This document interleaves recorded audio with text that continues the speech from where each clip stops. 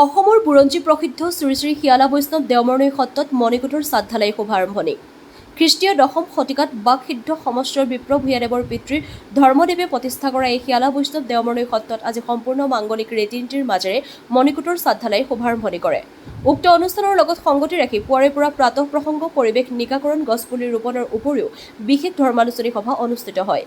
মন্দিৰ পৰিচালনা সমিতিৰ সম্পাদক মুকুট কুমাৰে আধৰা আৰু বিশিষ্ট যুৱ সমাজকৰ্মী মৃত্যুঞ্জয় ডেকাই সঞ্চালনা কৰা ধৰ্মালোচনী সভাত মুখ্য অতিথি হিচাপে উপস্থিত থাকে চিপাঝাৰ সমষ্টিৰ বিধায়ক ডক্টৰ পৰমানন্দ ৰাজবংশী।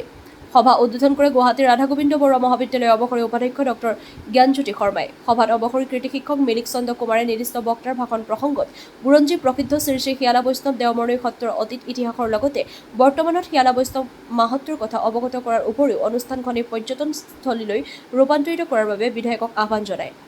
সভাত দৰং জিলা পৰিষদৰ সভানেত্ৰী শেৱালী গোস্বামী, চিপাঝাৰ আঞ্চলিক পঞ্চায়তৰ সভাপতি জয়ন্ত শৰ্মা, অৱসৰী আৰক্ষী বিষয়া হেমচন্দ্ৰ নাথ, বিশিষ্ট ব্যৱসায়ী উদয় ভাস্কৰ নাথ, দেওমৰনৈ মণ্ডল বিজেপিৰ সভাপতি ভাস্কৰ দিবাকৰ কলিতাৰ উপৰিও বুঢ়ীনগৰ পঞ্চায়তৰ সভানেত্ৰী, দেওমৰনৈ পঞ্চায়তৰ সভানেত্ৰীৰ উপৰিও বহু সংখ্যক বিশিষ্ট ব্যক্তিৰ উপস্থিতিত অনুষ্ঠানৰ সফল সামৰণি পৰে। নামখলাৰ পৰা চিন্তু কলিতাৰ ৰিপৰ্ট, AIN লাইভ।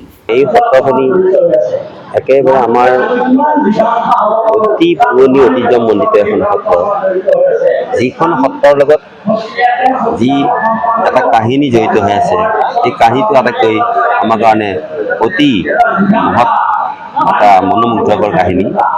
এয়া হৈছে কি যে যিগৰাকী শিয়ালা গোঁসাই হিচাপে আমি প্ৰতিপন্ন কৰোঁ আমাৰ সম্বৎসৰ ভূঞা ডাঙৰীয়া, আৰু তাৰপিছতে এই সত্ৰৰ নিৰ্মাণ আৰু দেউল ঐতিহ্যমণ্ডিত দেউল প্ৰতিষ্ঠাপক আমাৰ বিপ্ৰ ডাঙৰীয়াকে আদি কৰি গোটেই সত্ৰটো এইখন সত্ৰতে এই স্থানতে আছে। কিন্তু বিভিন্ন কাৰকৰ কাৰণে, বিশেষকৈ ভূমিকম্পৰ কাৰণেই এই গোটেই পৰিৱেশটো বিনষ্ট হৈ গৈছে। আৰু ইয়াত যিটো নেকি আমাৰ এখন নৈ, যিখন নৈ সেই সময়ত ঐতিহ্যপূৰ্ণ নৈ এখন আছিলে, সেইখনো এতিয়া আমাৰ কেৱল মৰা নৈ হৈ আছে। সেইকাৰণে আমি এই সত্ৰখন যিহেতু নিৰ্মাণ কৰাৰ পৰিৱেশ এটা ৰচনা হৈছে, আৰু আমি এতিয়া আধুনিক যুগত প্ৰযুক্তি কাৰিকৰী দিনত আমি সকলোৱে মিলি আমি যাতে আমাৰ যিটো লক্ষ্য উদ্দেশ্য সেয়া হৈছে কি যে অতি সুন্দৰভাৱে সকলো আমাৰ দৰ্শনাৰ্থীৰ মংগলৰ বাবে যিখিনি কৰিব লাগে তাতকৈ আন্তঃগাঁথনি যিখিনি আমি কৰিবৰ কাৰণে আমি দায়বদ্ধ। আৰু সেইকাৰণেই আজি মন্দিৰ কৰ্তৃপক্ষই এই ধৰণৰ এটা ব্যৱস্থা কৰিছে, আৰু এই ব্যৱস্থাৰে অন্ততঃ এতিয়া এই মন্দিৰ বা মণিকূটটো আমি নিৰ্মাণৰ আমি কামখিনি কৰিব পাৰিম।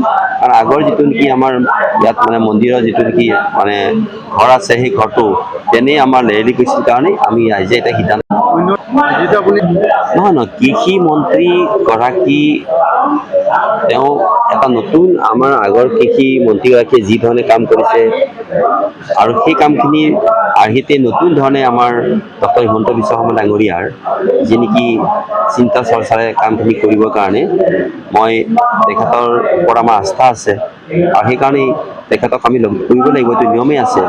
কিন্তু কি হৈছে যে আমাৰ এই বাজেটত আমাৰ গোটেই সম্পূৰ্ণভাৱে কি কৰা হ'ব, জলসিঞ্চনৰ ক্ষেত্ৰতে হওক বা কৃষি ক্ষেত্ৰতে হওক, এটা অতি সুন্দৰকৈ এটা আমাৰ মাৰ্গদৰ্শন সকলো দেখা পাব।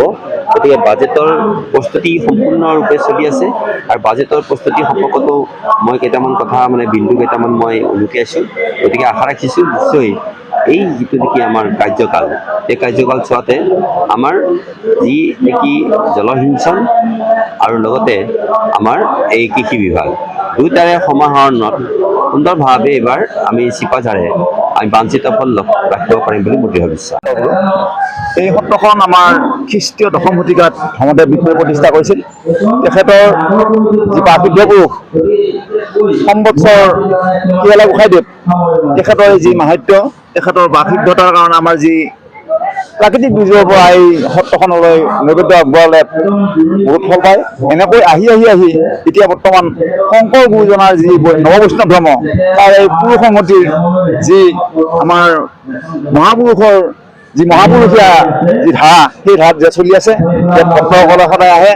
ইয়াত আধ্যাত্মিক যিটো পৰিৱেশ প্ৰতিদিনে ইয়াত বাৰ সেনেকুৱা এনে প্ৰতিদিনে হয়, এটা সদায় আধ্যাত্মিক এটা পৰিৱেশ বিৰাজমান হৈ থাকে। কিমান ভক্তৰ সমাগম হয়? মোটামুটি প্ৰায় 50ৰ পৰা 100লৈ হয়। সত্ৰত পৰিণত হ'ব এতিয়া এখন অসমৰ এখন লেখতলগীয়া সত্ৰ আগৰ পৰাই আছে। আমি পৰিৱেশটো কৰিম বুলি এটা মানে ধাৰণা কৰিছোঁ। অসম তথা দৰঙৰ সকলো ভক্তলৈকে আন্তৰিক ভক্তি ভৰা সেৱা নিবেদন কৰিছোঁ। আমি আজি শ্ৰী শ্ৰী শিয়ালা বৈষ্ণৱ ব্ৰাহ্মণৰ সত্ৰৰ নৱনিৰ্মিত মণিকূটীৰ আমি চাট ঢালাইৰ অনুষ্ঠান আজি আয়োজন কৰিছিলোঁ। এই অনুষ্ঠানত আজি আমাৰ সন্মানীয় বিধায়ক ডক্টৰ পৰমানন্দ ৰাজবংশীদেৱ আৰু জিলা পৰিষদৰ সভানেত্ৰী বাইদেউ শেৱালী গোস্বামী বাইদেউ, আমাৰ আঞ্চলিক পঞ্চায়তৰ সভাপতি জয়ন্ত কুমাৰ শৰ্মা আৰু পঞ্চায়তৰ সভাপতি অনিমা ডেকা বাইদেউ আমাৰ মাজত উপস্থিত আছে। আৰু আজি এই সভাখন সঞ্চালক হিচাপে যুৱ ব্যৱসায়ী মহিলা পৰা মৃত্যুঞ্জয় ডেকা আৰু নিৰ্দিষ্ট বক্তাৰ ভাষণ ৰাখিছে অৱসৰী শিক্ষক মিলিক কুমাৰদেৱে আৰু সভাখনৰ উদ্বোধন কৰিছে ৰাধা গোবিন্দ বৰুৱা কলেজৰ উপাধ্যক্ষ ডক্টৰ জ্ঞানজ্যোতি শৰ্মা ছাৰদেৱে।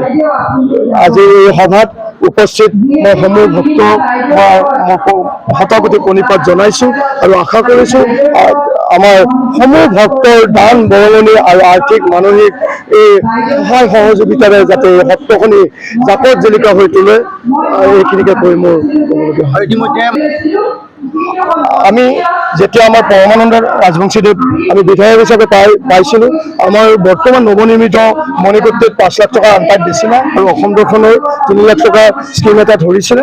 কিন্তু আজি মই তেখেতৰ মুখত যিটো আমি শুনিছোঁ, আচলতে আমি নথৈ আনন্দিত হৈছোঁ যাতে তেখেতে আমাৰ সন্মানীয় মুখ্যমন্ত্ৰী মহোদয়ক আজি আমাৰ এই সত্ৰখন দৃষ্টিগোচৰ কৰি আমাক যাতে জাকত জিলিকা কৰি তোলে, এইখিনি মই সন্মানীয় বিধায়ক মহোদয়লৈকে মই শতকোটি প্ৰণিপাত জনাইছোঁ। যিকোনো খবৰ আৰু বিজ্ঞাপনৰ বাবে যোগাযোগ কৰক 7896121996।